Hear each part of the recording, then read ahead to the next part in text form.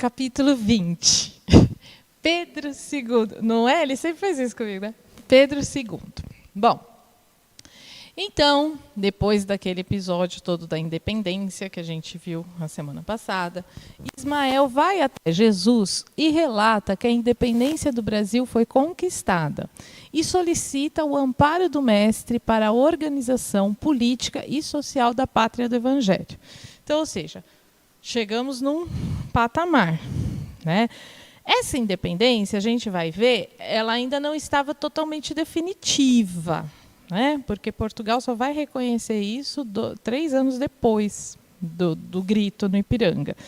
Então, não estava totalmente definitiva. Mas, assim, o plano espiritual sabia que materialmente ainda não estava, mas que ia chegar lá, tá? Que tudo ia se resolver. Isso daqui, do Ismael ir conversar com Jesus, ocorreu nos primeiros meses de 1824. O grito foi 1822. Então, lembra que a gente viu que tiveram aquelas guerras, aquelas brigas, principalmente lá no Nordeste, na Bahia, tudo? Então, ainda estava acontecendo tudo isso daí. Então, quando as coisas começaram a amenizar, é que Ismael vai falar com Jesus, tá? Quando a emancipação do país estava mais ou menos consolidada perante Portugal. Ainda não estava 100%. Portugal ainda não tinha falado, tá bom, o Brasil é livre. Tá? No Rio de Janeiro, a esperança estava presente. Então, na rua, as pessoas estavam felizes. Ai, conseguimos, conquistamos. Né? Mas havia dificuldades para a organização política. Por quê? Era uma nova nação que nascia, que tinha que se estabelecer. Até então, eles tinham um tipo de governo, que era a monarquia, com a família portuguesa, família real portuguesa. E agora o Brasil começava a caminhar com as suas próprias pernas. Então, como seria essa organização política? Né? Dom Pedro já tinha se colocado não como rei, como imperador. Então, assim, o que ia mudar? Como ia ser? Como ia acontecer agora? Né? Não tinha uma Constituição antes. Vai ter Constituição? Não vai? Como é que vai ser? Então, uma Constituição começou a ser formada. Tá? Começaram a ter os políticos para uma Assembleia Constituinte para fazer essa Assembleia, para fazer essa Constituição. Eu não vou entrar nisso hoje, porque o capítulo de hoje é meio que um parênteses espiritual do que aconteceu lá no plano espiritual. Nós não vamos falar muito daqui da Terra, vamos falar mais de lá. Então, no próximo capítulo, aí sim eu vou contar certinho tudo o que aconteceu, tá? Mas tiveram muitos problemas surgiram, culminando no exílio dos Andradas. Então, assim, é quando Dom Pedro depois vai dissolver a Assembleia Constituinte, vai fechar o Congresso, vai estabelecer ele uma Constituição e os Andradas, os irmãos do Bonifácio, vão ser até exilados do Brasil. Mas isso eu vou contar em detalhes depois. Hoje é esse parênteses. Certo? O Humberto, no livro, relata o seguinte: o coração inquieto do primeiro imperador podia gabar-se de haver refletido muitas vezes, naqueles dias turbulentos, os ditames dos emissários invisíveis, que revestiram as suas energias de novas claridades para o formal desempenho da sua tarefa nos primeiros anos de liberdade da pátria. Vocês lembram que a gente viu um capítulo que Humberto fala que Dom Pedro não era tão propenso a aceitar os conselhos espirituais, então que eles tinham que usar as pessoas à sua volta, como a Leopoldina e o José Bonifácio, para aconselhá-lo? Porém, aqui, ele já estava um pouquinho mais aberto. Então, ele conseguiu receber auxílio dos espíritos da equipe de Ismael para poder ajudar, para poder formar aí essa pátria, né? Esse novo país que estava começando a caminhar com as suas próprias pernas. Então, apesar do coração inquieto que ele tinha, né? Ele conseguiu. Então, aqui, pode se gabar de haver refletido. Então, apesar daquela inquietação que ele tinha, nesse momento ele foi muito hábil politicamente, né? E recebeu a inspiração dos espíritos para auxiliá-lo a agir. Mas a gente vai ver essa ação também mais para frente. Vamos começar o nosso parênteses. O nosso parênteses, esse vídeo, se você quiser colocar aí direto, lá, esse vídeo que está na apresentação, se você acha que é ruim e quer colocar direto, então se você quiser colocar direto esse vídeo da apresentação, que você falou que às vezes é ruim de mostrar por aqui, está lá na pastinha. Esse parênteses é o seguinte. Quem conhece São Longuinho aqui? Todo mundo, né? São Longuinho é aquele das causas perdidas. Quando a gente perde alguma coisa, a gente pede para recuperar e fala que vai dar 3 pulinhos, certo? Alguém sabe quem é São Longuinho? São Longuinho? Sabe quem foi São Longuinho? Alguém sabe a história de São Longuinho? Então, vocês vão conhecer a história de São Longuinho. Mas, Regina, o que a história de São Longuinho tem a ver com o Brasil? Vocês vão descobrir. Primeiro, eu trouxe um vídeo de uma pessoa que é católica, explicando e contando para a gente quem foi São Longuinho, qual é a história de São Longuinho. Depois que vocês conhecerem a história de São Longuinho, eu vou contar para vocês o que isso tem a ver com a gente. Tá? Então, primeiro nós vamos conhecer a história de São Longuinho. É um vídeo de 16 minutos contando toda a história dele. Então, vamos assistir, tá bom?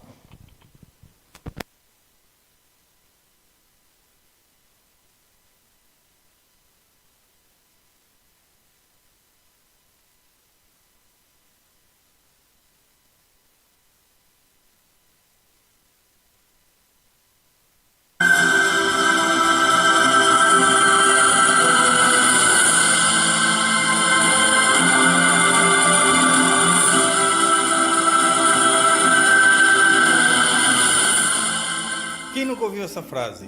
São Longuinho, São Longuinho. Se encontrar o que procuro, pra você dou 3 pulinhos. Pois é, hoje vou contar um pouco da história de São Longuinho, ou Longino, soldado da guarda pretoriana romana, que, tendo atravessado com a lança o coração sacratíssimo de nosso Redentor, se curou de sua cegueira e se converteu à fé cristã, padecendo o martírio ainda no 1º século da era cristã.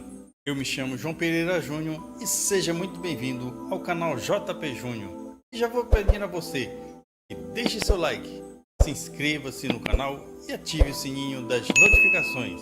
A história de São Longino, ou Longuinho, como é popularmente conhecido por aqui, e como chamaremos aqui neste vídeo, é dificílima de ser contada, como se tratando de várias peças de um único quebra-cabeças, muitas das quais não se encaixam perfeitamente bem uma das outras. Relacionado aos eventos derradeiros de nossa redenção, ou seja, a paixão, a crucificação e a morte de Jesus no Calvário, não encontramos nas Sagradas Escrituras nada de concreto que possamos dizer acerca dele.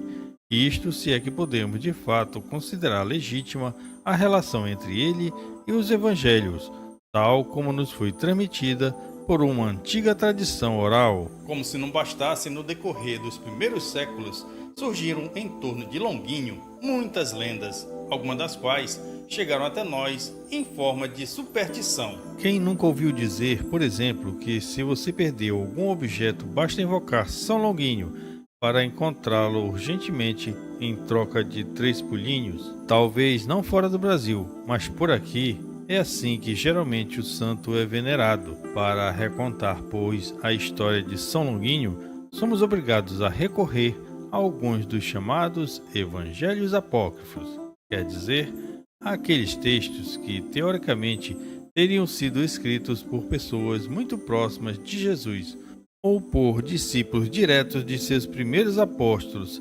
recordações estas que, por uma razão ou por outra, não entraram na lista canônica da Sagrada Escritura. Recorrer aos livros apócrifos, no entanto, oferece muitas vezes um risco muito grande para a nossa fé, haja vistas que alguns deles contradizem os textos canônicos, propondo histórias muito distintas sobre os mistérios básicos da nossa fé. Alguns apócrifos, por outro lado, ou pelo menos Parte deles foram tão absorvidos pela liturgia e pela tradição dos primeiros cristãos que se tornaram muito queridos pelo povo, ajudando inclusive a constituir a base para a definição de determinados dogmas. O que a Santa Igreja, porém, sempre nos ensinou sobre os apócrifos é que eles não oferecem nada de essencial para a nossa fé, podendo sim ajudar a estimular a piedade e a oração, desde que não sejam levados tão a sério,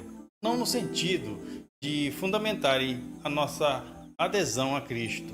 É somente levando isto em consideração que, não havendo outro documento mais antigo a qual possamos nos reportar, tomaremos como principal fonte a geográfica o chamado Evangelho de Nicodemos, também conhecido como Atos de Pilatos, cujo texto apareceu a primeira vez, tal como atualmente o conhecemos, somente no século IV. Segundo o apócrifo Evangelho de Nicodemos, Longuinho seria identificado como sendo aquele soldado descrito em João capítulo 19, versículos 33 e 34, onde diz: chegando a Jesus e vendo-o já morto, não lhe quebraram as pernas, mas um deles traspassou-lhe o lado com a lança e imediatamente saiu sangue e água. Juntando uma coisa com a outra, Longuinho teria sido o mesmo centurião que, contemplando o Cristo crucificado e morto,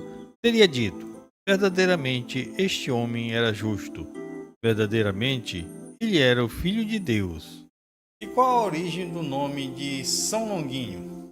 Ora, existe um antigo manuscrito siríaco hoje conservado na Biblioteca Laurenciana de Florença como sendo identificado do ano 586, cujo autor foi um monge chamado Rábulo. Nele há uma iluminura, quer dizer, uma gravura, representando a crucificação e morte de Jesus no Calvário de Jerusalém, na qual aparece o centurião dos evangelhos, segurando numas mãos uma lança sobre a qual foi posteriormente escrito em caracteres gregos a palavra Longinos. Mas esse não seria efetivamente o nome do centurião, mas sim a identificação da lança com a qual foi atravessado o coração de Nosso Senhor. Independentemente disto, não demorou para que o centurião romano, que traspassou o flanco de Jesus Cristo, passasse a ser conhecido pelo nome de Longinos. A mesma confusão podemos perceber em relação à mulher que teria enxugado o rosto ensanguentado de Jesus durante os passos da paixão. Ela foi chamada pela tradição piedosa como Verônica, enquanto na realidade seu verdadeiro nome teria sido Berenice. No caso dela, Vera Icon, ou Verônica, teria sido o nome que recebeu o manto sobre o qual ficou estampado o rosto de Nosso Senhor. No que se refere a Longinos, o centurião de Jerusalém, há ainda um detalhe que não podemos deixar de dizer. Considerando a pronúncia de seu nome em latim, Longinus, as pessoas mais simples logo passaram a tratá-lo no diminutivo, Longuinho, que é como ele é conhecido e invocado na maioria das vezes. Mas como afinal teria ocorrido a conversão e a posterior santificação de Longuinho? Ora, outros apócrifos, que inclusive depois foram aproveitados por Tiago de Voragine na compilação de sua famosa obra hagiográfica A Legenda Áurea, o centurião romano sofria de uma doença num de seus olhos que praticamente o deixava cego de tempos em tempos. Uma vez tendo atravessado o lado de Jesus com a lança a fim de confirmar sua morte, algumas gotas do sangue de nosso Redentor teriam caído sobre ele e sobre seu rosto, tocando seu olho doente. Amedrontado pelos fenômenos que ocorreram naquela mesma tarde, incluindo terríveis trevas e um terremoto que sacudiu toda a cidade santa, Longuinho creu em Jesus e teria sido curado de seu olho ruim no mesmo momento. Depois dos acontecimentos do Calvário, ele teria retornado à sua casa muito constrangido e desnorteado internamente, uma vez que, com seus colegas de ofício, teria participado ativamente da bárbara sentença a qual Jesus foi condenado. cuidando de torná-la a mais terrível possível. Nosso Senhor, assim como no caso do ladrão arrependido, bastando um brevíssimo instante de fé, curou-lhe o olho, restituindo-lhe a perfeita visão. Reza a tradição, ainda que naquele mesmo dia, Longuinho teria procurado alguns dos apóstolos e lhes teria relatado o milagre. Eles, convencidos da conversão do soldado, o teriam instruído na fé e batizado. Em seguida, Longuinho teria abandonado a carreira militar e a própria família, abraçando uma vida eremita na região de Cesareia, na Capadócia, na atual Turquia. Em Cesareia, nos anos das primeiras perseguições aos apóstolos e aos demais cristãos, Longuinho teria sido preso e interrogado pelo governador, que o ameaçou de morte, caso não renunciasse a Jesus Cristo e abandonasse o que ele considerava uma seita. Como castigo de sua constância, o outrora centurião teve todos os seus dentes violentamente arrancados e também sua língua foi decepada. Entre um castigo e outro, ele teria conseguido se soltar dos soldados que o prendiam e teria derrubado algumas estátuas dos deuses cultuados pelo império, despedaçando-as completamente com um machado. Agora veremos se eles são deuses, teria dito Longuinho, desafiando assim as, entre aspas, divindades romanas. Foi então que um ódio infernal dominou o corpo e a alma do governador, que, estranhamente, chegou a uivar como um cão contra o santo, como se estivesse possuído por demônio. Por que foram os senhores habitar nos ídolos? Perguntou Longuinho, se voltando ao governador, mas se referindo aos demônios que lhe teriam possuído o corpo. Para o espanto de todos, falando com uma terrível voz, o magistrado respondeu: onde não se escuta o nome de Jesus Cristo, nem se faz o sinal da cruz, aí está a nossa habitação. Longuinho então disse ao governador: fique sabendo que somente serás liberto se me condenares à morte, pois, uma vez morto para esta vida, rogarei a Jesus Cristo por vós na eternidade e te alcançarei a saúde do corpo e da alma. O governador não perdeu tempo e mandou que um de seus soldados desferisse um golpe mortal no pescoço de Longuinho, que caiu morto naquele mesmo instante.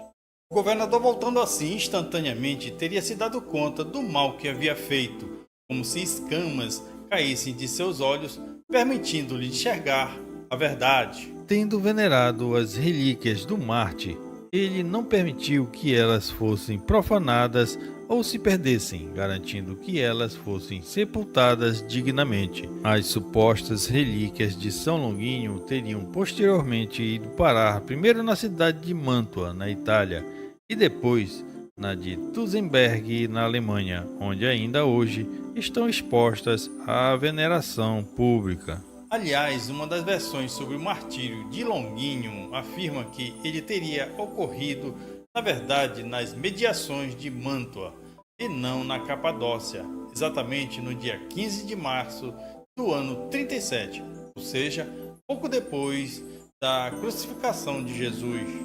Esta versão foi acreditada tanto pelo imperador Carlos Magno quanto pelo Papa São Leão III, que teriam presenciado a descoberta das relíquias do santo nesta cidade no ano 804, conforme as revelações místicas da beata Ana Catarina Emmerich.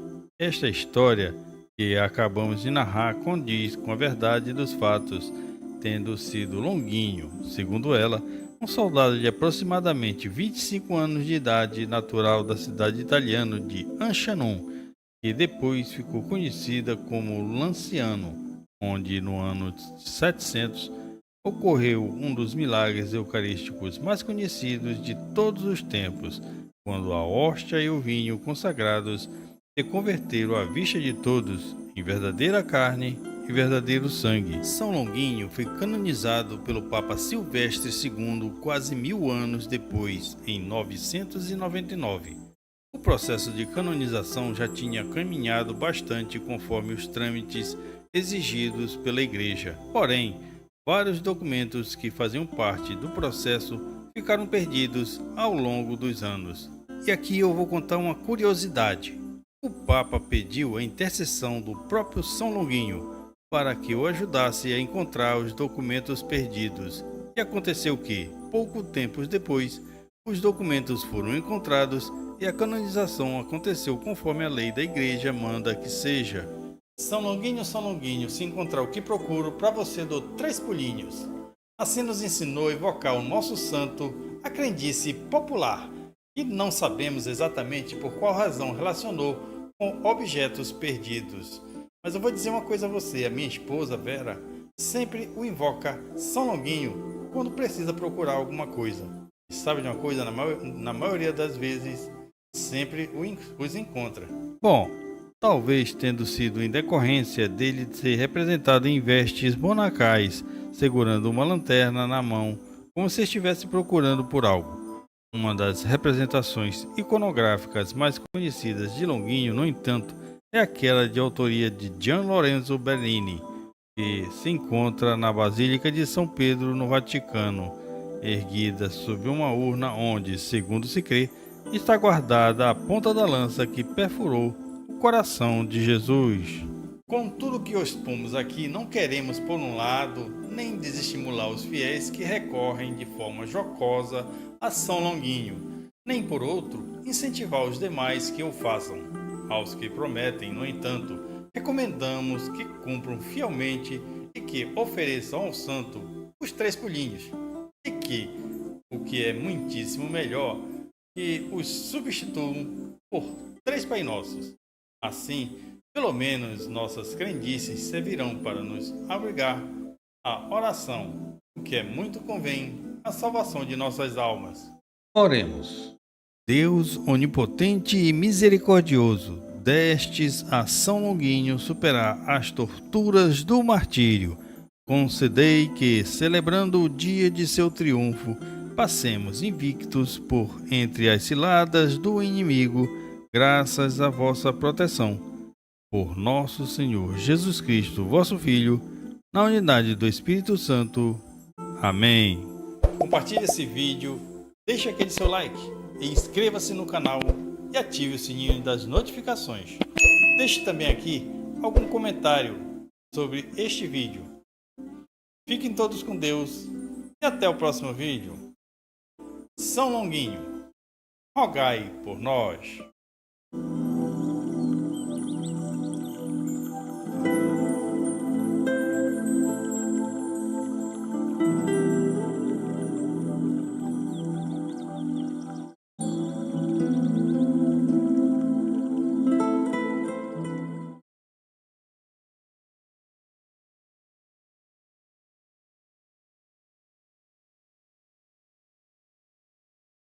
História de São Longuinho. Tem vários vídeos na internet e tem algumas diferenças. Inclusive tem gente que fala que ele é considerado aí o santo das coisas perdidas porque ele era baixinho e quando ele ia nos lugares, né, como um soldado mesmo, quando as pessoas perdiam alguma coisa, era fácil para ele entrar embaixo da mesa e achar as coisas, porque estavam lá perdidas. Né? Então, assim, tem várias, porque assim, não há, como ele disse, é algo escrito. O que tem no Evangelho é no Evangelho de João, falando da lança, que o soldado perfurou Jesus com a lança, e nos outros 3 evangelhos, Marcos, Mateus e Lucas, fala que um soldado se ajoelhou e falou, verdadeiramente ele era o Filho de Deus. Mas nem fala da lança nos outros, só João. Só que se a gente for pensar, João era o único que estava presente, porque os outros foram embora. Então, é mais confiável. Só que João já não fala que ele se ajoelhou e se converteu. Então, ou seja, ninguém sabe exatamente o que aconteceu. Sim, que ele se converteu. Sim. Mas, assim, do porquê essa história das coisas perdidas e se essa lança é a lança mesmo, que ainda está lá guardada, se é realmente a lança dele, tudo isso fica muito difícil da gente comprovar. O que a gente tem que ter ele era um dos soldados romanos que estava ali, que, segundo João, colocou realmente a lança em Jesus, foi curado, aí já não é João, foi curado, né, de um problema que ele tinha na vista, e por isso se converteu, e aí passou a pregar, né, a falar de Jesus para as outras pessoas, até que ele foi preso e o mataram de uma forma bem violenta. Isso é meio...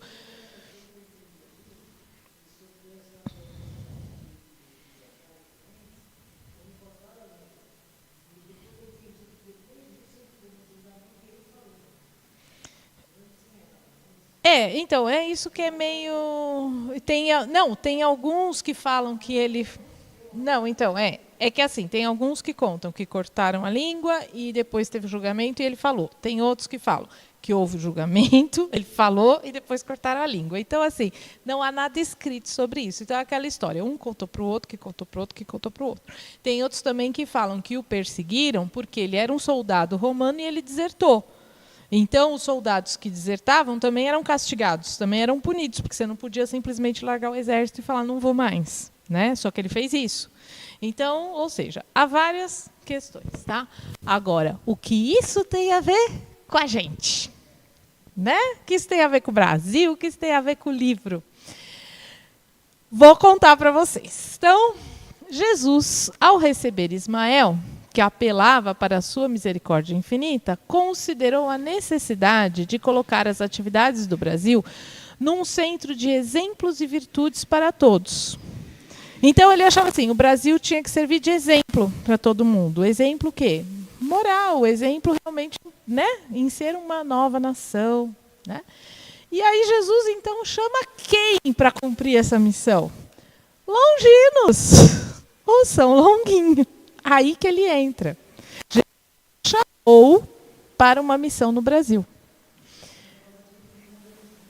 Sim, Então Jesus chama Longinos à sua presença e fala o seguinte para ele. Agora eu vou trazer, eu não quis contar para vocês, eu quis trazer exatamente as palavras que estão no livro. Então, tirei do livro, nós vamos ler. Agora daqui para frente a gente só vai ler o que está no livro, tá? Porque é a conversa entre Jesus e Longinos. Tá? Deixa eu só ver que horas são. Tá, vamos lá. Vamos lá.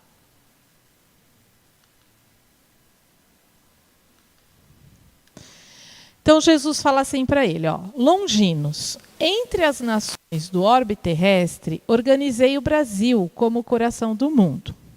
Minha assistência misericordiosa tem velado constantemente pelos seus destinos e, inspirando a Ismael e seus companheiros do infinito, consegui evitar que a pilhagem das nações ricas e poderosas fragmentasse o seu vasto território, cuja configuração geográfica representa o órgão do sentimento no planeta, como um coração que deverá pulsar pela paz indestrutível e pela solidariedade coletiva, e cuja evolução terá de dispensar, logicamente, a presença contínua dos meus emissários para a solução dos seus problemas de ordem geral. Então, vejam, Jesus, conseguiu, através da ação de Ismael e das legiões de que Ismael tem, impedir que o Brasil fosse dividido. Por isso que a gente fala que os países em volta da gente aqui na América do Sul, a colônia espanhola, ela acabou sendo dividida em vários países, várias nações. E o Brasil não. Tanto é que o Brasil aqui na América do Sul é o maior país. Então, por quê? Porque Jesus estava empenhado nisso, para que o Brasil não fosse dividido. E Jesus fala que continuará dispensando aí ao Brasil, através dos bons espíritos, dos seus emissários, ele continuará dispensando ao Brasil a solução dos seus problemas de ordem geral. Então, ou seja, Jesus continua olhando e velando pelo Brasil, através dos seus emissários. Bem sabes que os povos têm a sua maioridade, como os indivíduos. E se bem não percam de vista, os gênios otorgue toda a liberdade de ação, a fim de que lhe foram prodigalizadas. O que Jesus está falando aqui? Ó? Todas as nações, assim como as pessoas, têm um momento em que ficam mais maduras. Então, passam a ser responsáveis pelos seus próprios atos. A independência do Brasil foi esse marco para a nação brasileira. Até então, sendo colônia, era como se nós fôssemos crianças. A partir do momento que nós nos tornamos independentes, foi uma elevação da maturidade. Então, o Brasil agora já seria responsável pelas suas próprias atitudes, porque até então nós éramos governados por um governante de Portugal. Agora nós seríamos governados por um governante do Brasil. Então, seríamos responsáveis por aquilo que faríamos, certo? Mesmo tendo o auxílio dos espíritos, mas a nossa responsabilidade é maior, porque tudo na vida é assim, não é? Conforme você vai evoluindo, vai sendo mais responsável. Pelo menos deveria ser, né? Mas pelo menos ser responsável pelas suas atitudes, né? Quem muito é dado, muito será cobrado, tá? Sente-se o teu coração com a necessária fortaleza para cumprir uma grande missão na pátria do Evangelho? Então Jesus fala para ele, você sente aí que seu coração está preparado para cumprir uma grande missão nesta pátria, que é uma pátria que não é igual a todas as outras, mas é diferenciada porque é a pátria do Evangelho? E aí, será que Longinos estava apto a isso? Longinos com angústia e esperança misturados, porque ele tinha esperança de falar, poxa, Jesus está me escolhendo, então vou fazer o meu melhor. Só que, por outro lado, meu Deus, que responsabilidade é essa? Né? Então, tinha um pouquinho ali de angústia também. Então, segundo Humberto de Campos, ele estava com essa angústia e esperança aí misturados dentro de si. Responde para Jesus, Senhor, bem conheceis o meu elevado propósito de aprender as vossas lições divinas e de servir a causa das vossas verdades sublimes na face triste da terra. Aqui mostra para a gente que ele realmente se converteu e que ele vinha trabalhando em outras encarnações para ajudar que as lições de Jesus fossem presentes aqui na Terra, né?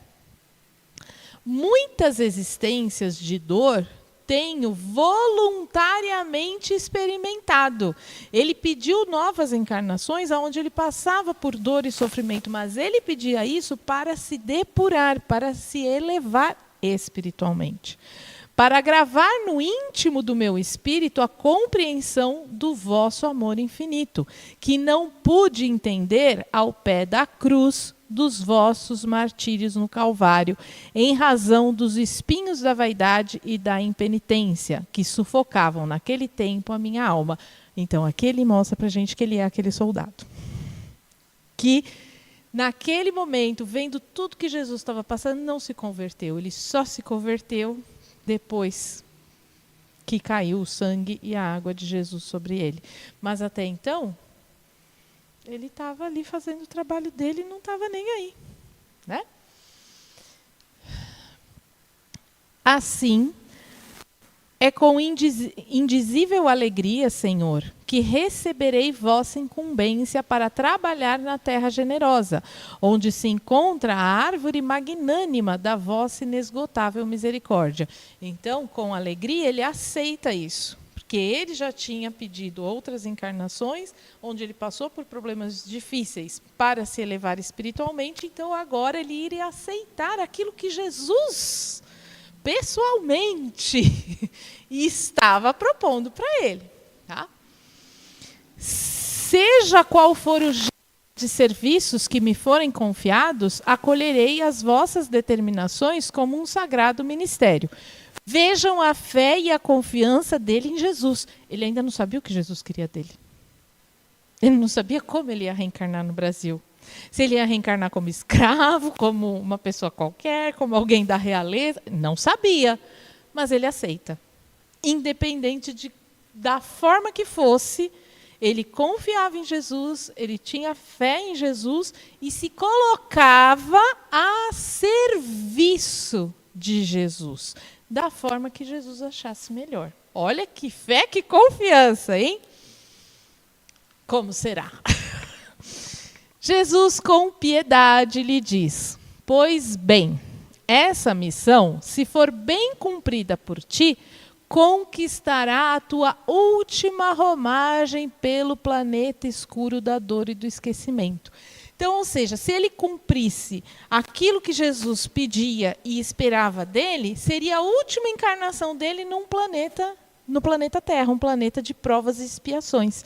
Depois, ele já estaria em condições de encarnar em mundos mais elevados, a não ser que ele quisesse continuar aqui como um missionário, né? Mas ele teria condição, cumprindo tudo aquilo que Jesus queria. A tua tarefa será daquelas que requerem um mínimo de renúncias e devotamentos. Então, veja, não é à toa que Jesus escolheu ele. Ele já tinha passado por muitas encarnações, com dor, com sofrimento, com renúncia, com devotamento. Calma, calma. Serás imperador do Brasil. É o Dom Pedro II. É porque o primeiro já estava encarnado. É o segundo, é o filho de Pedro I. Ele reencarnou como Dom Pedro II. Serás imperador do Brasil até que ele atinja a sua perfeita maioridade como nação. Então, ele iria conduzir o Brasil até o Brasil ter a sua maioridade como uma nova nação.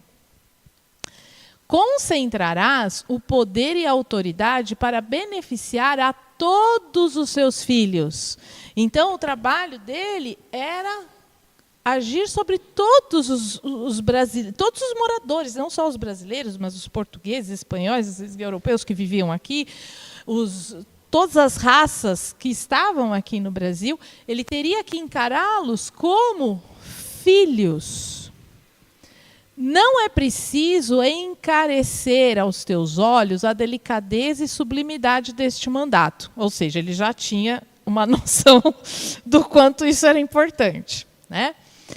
Porque os reis terrestres, quando bem compenetrados das suas elevadas obrigações diante das leis divinas, sentem nas suas coroas efêmeras um peso maior que o das algemas dos forçados. Então, o que ele quer dizer aqui? Os governantes, no caso aqui eram os reis, mas hoje isso vale para qualquer governante que tenha a noção da responsabilidade que ele tem como governante de uma nação, sabe que essa responsabilidade é um peso muito maior do que qualquer algema, do que qualquer prisão. Porque, novamente, a quem muito é dado, muito será cobrado. Então, todos os governantes de todas as nações têm uma responsabilidade muito grande, que na sua grande maioria eles não têm a noção. Por isso que o mundo está do jeito que está hoje. Tá? A autoridade, como a riqueza, é um patrimônio terrível para os espíritos inconscientes dos seus grandes deveres. Porque quem não usa bem a autoridade e o dinheiro que lhe foi concedido por Deus naquela encarnação, para ele usar em benefício dos outros, quem não faz isso, tem uma responsabilidade gigantesca. Aquele que não tem, não pode ser cobrado pelo que não tem. Pelo que ele não tem. Mas aquele que tem, é cobrado pelo que ele está ali na mão e não está usando da forma adequada. Então, todos os governantes que usam a sua condição de poder, de autoridade, para se beneficiarem ou para beneficiarem um grupo, a responsabilidade é grande. podem até não responder materialmente, mas espiritualmente da justiça divina ninguém escapa. Então, é uma baita responsabilidade. Tá? Dos teus esforços se exigirá mais de meio século de lutas e dedicações permanentes. Inspirarei as tuas atividades, mas considera sempre a responsabilidade que permanecerá nas tuas mãos. Então, Jesus iria inspirá-lo, através de Ismael, através dos bons espíritos, Jesus iria inspirá-lo nas suas decisões. Mas de quem era a responsabilidade final? Dele.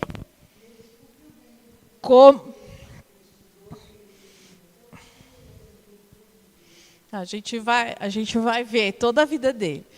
Então, primeiro vamos ver o preparo. O preparo para vir, né? Só que a responsabilidade é dele, assim como cada um de nós é responsável pela sua própria vida.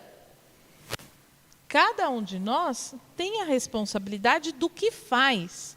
Nós podemos ser auxiliados pelos bons espíritos, mas se nós vamos usar essa ajuda, nós vamos nos abrir para essa ajuda ou não, a responsabilidade é nossa.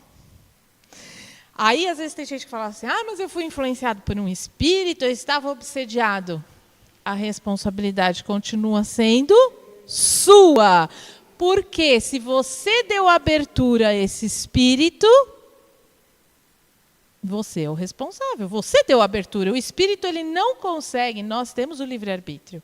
O espírito pode nos influenciar, mas se nós não estivermos na mesma sintonia do espírito, a gente não acata aquela influência. Então, obsessão não é desculpa para nada. Assim como o auxílio dos espíritos também não é garantia de que a pessoa vai cumprir o que ela precisa. Porque a responsabilidade está sempre nas nossas mãos. É o que nós fazemos com aquilo que nós recebemos. Tá? E Jesus continua. Ampara os fracos e os desvalidos. Corrige as leis despóticas e inaugura um novo período de progresso moral para o povo das terras do Cruzeiro. Então, ou seja, modifica as leis, modifica tudo para que haja um progresso moral. Não é só material, progresso de riquezas, de conhecimentos, de cultura, mas principalmente moral. Institui por toda parte o regime do respeito e da paz no continente e lembra-te da prudência e da fraternidade que deverá manter o país nas suas relações com as nacionalidades vizinhas. Poderiam ter conflitos com as nações vizinhas, como acabou tendo. E ele deveria ter prudência e fraternidade para lidar com isso. Nas lutas internacionais, guarda a tua espada na bainha e espera o pronunciamento da minha justiça, que surgirá sempre no momento oportuno. A gente vai ver que aqui foi que ele deu uma derrapada, porque ele entra na Guerra do Paraguai. E ele não deveria ter entrado. O Brasil não deveria ter entrado na Guerra do Paraguai. Ele tinha que ter seguido isso daqui, ó. Nas lutas, guarda a tua espada na bainha. Ou seja, não entra na guerra, não entra na luta. Espera a minha justiça. Mas, infelizmente, ele entrou. Vocês lembram aquele vídeo que eu trouxe do Divaldo falando do pessoal da França, da Revolução Francesa, que estava encarnado aqui no Brasil? Ele não fala que o Brasil, o karma que o Brasil tinha era a Guerra do Paraguai, só que já tinha sanado. Então ficou um karma porque foi um governante estabelecido por Jesus que acabou entrando aí na guerra. Então o Brasil tinha essa mágoa, essa mácula, essa mancha na sua história, tá? Que Jesus já tinha avisado antes. Antes dele reencarnar, Jesus já avisou, falou, olha lá, Quantas vezes a gente é avisado em coisas antes da gente reencarnar, só que chega aqui e a gente não faz? Ou faz o que não tinha que fazer?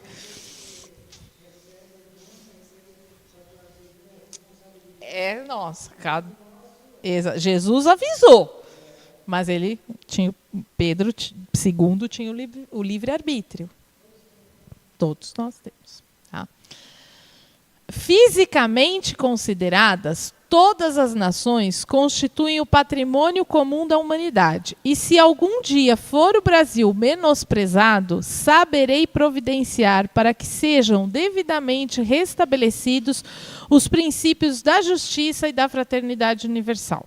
Então, ele está cuidando de tudo. Não precisa você entrar em guerra com ninguém. Eu estou aqui cuidando de tudo. Foi o que Jesus falou para ele. Procura aliviar os padecimentos daqueles que sofrem nos martírios do cativeiro, cuja abolição se verificará nos últimos tempos do teu reinado. Então, assim, a abolição não era ele que ia fazer. Jesus já até deixou, vai ser no final do seu reinado, porque já viria a princesa Isabel para isso. Mas procura aliviar a situação deles, procura amenizar a situação deles. E a gente já viu, e nós vamos ver, que a família real portuguesa, já começando com João VI, eles tratavam bem os escravos. Né? Eles não, tirando a Carlota Joaquim, a Carlota...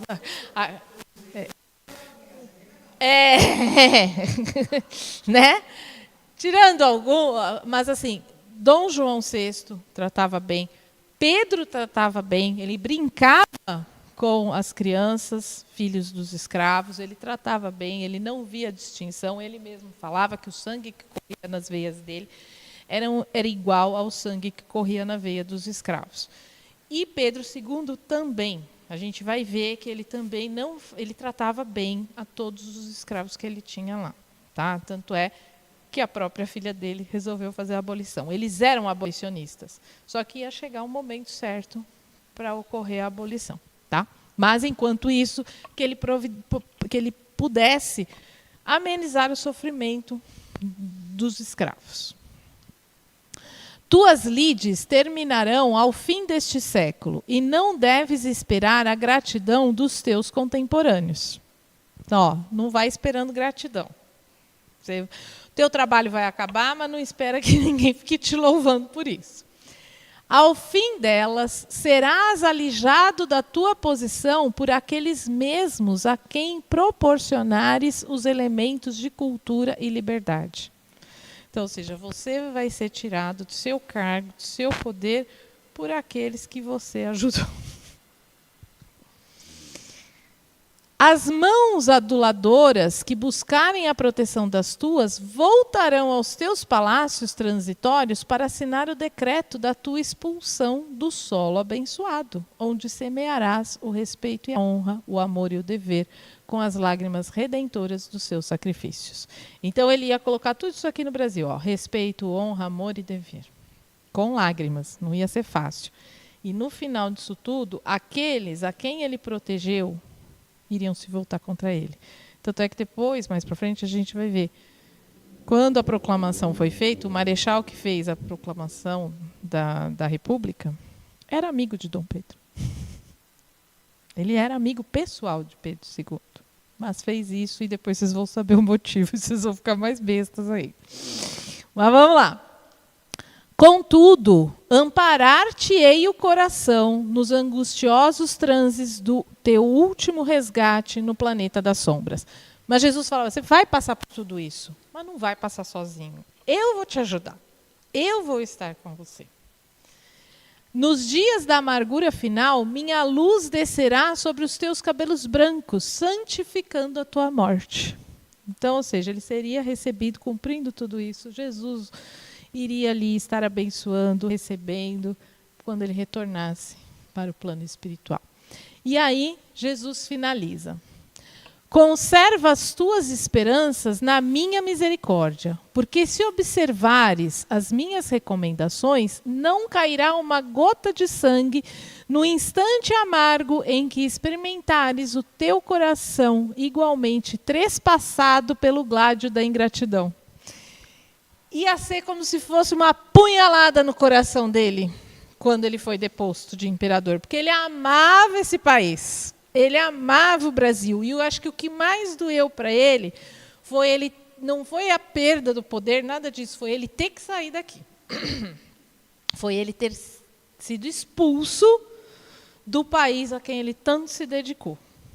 Né? E foi feito isso na calada da noite, de madrugada, para o povo não se revoltar, e a gente vai ver tudo isso também.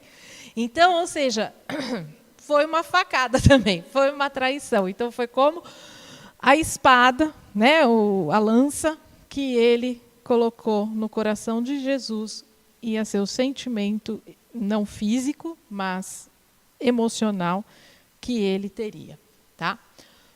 E aqui fala que se Pedro seguisse as recomendações de Jesus, não ia cair uma gota de sangue. Por isso que ele foi embora sem briga. Dom Pedro II tinha o apoio do povo. O povo não queria a proclamação da República. Isso foi um grupo que quis. Se ele tivesse se juntado com o da Marinha Almirante, né? Com o almirante, porque o almirante falou para ele, a Marinha é muito maior que o Exército. Se você quer ficar aqui, a gente vai lutar e vai acabar com esse golpe aí. E ele falou, não, porque eu não quero sangue brasileiro derramado. E aí ele vai embora. Ele aceita ir embora para que não tenha uma guerra civil no Brasil. Então, ou seja, ele cumpriu o que Jesus falou para ele, porque não houve uma gota de sangue derramado. Tá? A posteridade, porém, saberá descobrir as marcas dos teus passos na terra, para se firmar no roteiro da paz e da missão evangélica no Brasil. Hoje em dia, muitos historiadores já estão tendo uma visão diferente de Pedro II. Há anos atrás, há décadas atrás, ele não era visto como um bom governante. Hoje, os estudos, hoje se analisando a vida dele, tudo que ele fez, já vários historiadores estão falando, gente, esse homem era maravilhoso. Então, ou seja, demorou, mas está chegando o tempo aí em que as marcas de tudo que ele fez está começando aqui a ser mostrado. Tá? E aí Humberto conta, Longinos recebeu com humildade a designação de Jesus, implorando o socorro das suas inspirações divinas para a grande tarefa do trono. Então ele aceitou, mas pediu, né, Jesus, me ajuda, eu vou, mas vai comigo. Né? Foi assim que Longinos preparou a sua volta à Terra depois de outras existências tecidas de abnegações edificantes em favor da humanidade. E no dia 2 de dezembro de 1825, no Rio de Janeiro, nascia de Dona Leopoldina, a virtuosa esposa de Dom Pedro, aquele que seria no Brasil o grande imperador, e que na expressão dos seus próprios adversários seria o maior de todos os republicanos de sua pátria. Apesar dele ser monarquista, ele era considerado, hoje é considerado como um dos maiores republicanos e maiores governantes do Brasil. Vejam, essa conversa foi em março, mais ou menos, de 1824. E ele nasceu em dezembro de 1825. Então, vejam o preparo para uma encarnação. Lógico que isso não é uma regra. Depende para que a pessoa vai reencarnar, qual a condição dela, qual a missão e tudo mais. Mas vejam que não é tipo, vai lá. Né? Tem todo um preparo para a encarnação. Tá? Vocês estão acostumados a ver Dom Pedro assim, né? Só que esse é ele, quando era bebezinho, quando era criança. Esse é ele, quando era jovem. E aqui, o que a gente está acostumado a ver, né? Que o pessoal brinca, fala, mas Dom Pedro I era o pai, mas as fotos dele é mais novo. E Dom Pedro II, que era o filho, a foto era mais velha. Porque ele viveu mais tempo. E ficou aqui, Dom Pedro foi embora, e isso a gente também vai ver. Morreu cedo. Dom Pedro I morreu cedo, Dom Pedro II não. Já. E Jesus falou para ele, né? Você vai estar com o cabelinho branco. Então, ou seja, Jesus avisou que a encarnação dele aqui seria longa. Né? Então, este é o Longinos que reencarnou como Pedro II, com uma missão grandiosa aqui no Brasil. Ele pequenininho, olha que bonitinho. Aí ele jovem e ele aqui, já mais velho. Certo? Então, acabamos por hoje. Fizemos o capítulo inteiro, olha. Mas hoje vocês descobriram bastante coisa. Semana que vem, dia 15 é sábado. Então, nós não teremos trabalho na sexta-feira e teremos no sábado, dia 15. Vai ser o trabalho de curas, tá? Dessa vez vai ser um pouquinho diferente. Nós não teremos uma palestra depois do trabalho.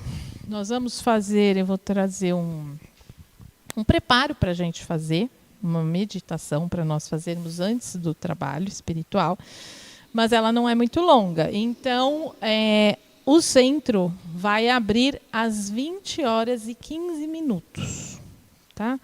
E aí, quando for umas 8h30, aí nós vamos começar.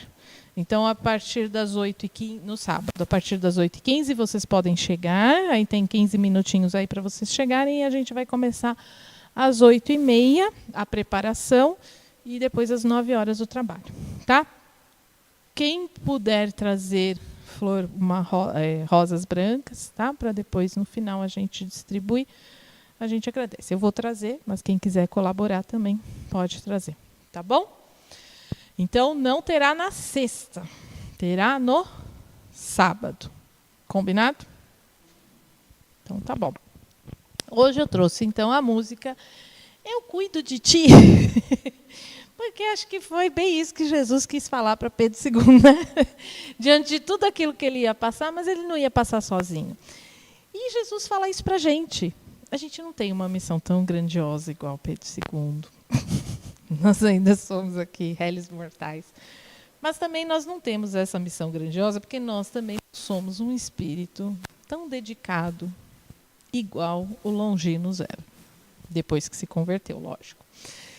Então, Deus dá a cada um aquilo que cada um tem capacidade para cumprir. Mas se Deus nos coloca naquela situação, naquele lugar, naquele trabalho, naquela atividade, é porque nós temos a condição daquilo.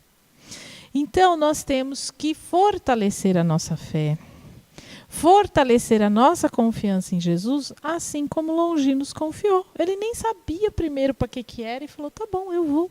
O que o Senhor quiser, eu aceito. Né? E às vezes a gente na nossa vida vem com uns assim, eu não estou preparado para isso, não é a hora, não sei não, acho que não, né? E a gente vai negando a Jesus aquilo que ele espera de nós.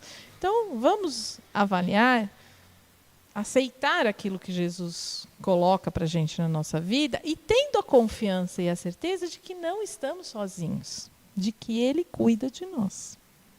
Jesus fala para a gente, eu cuido de ti. Então, vamos nos abrir a isso. Tá bom?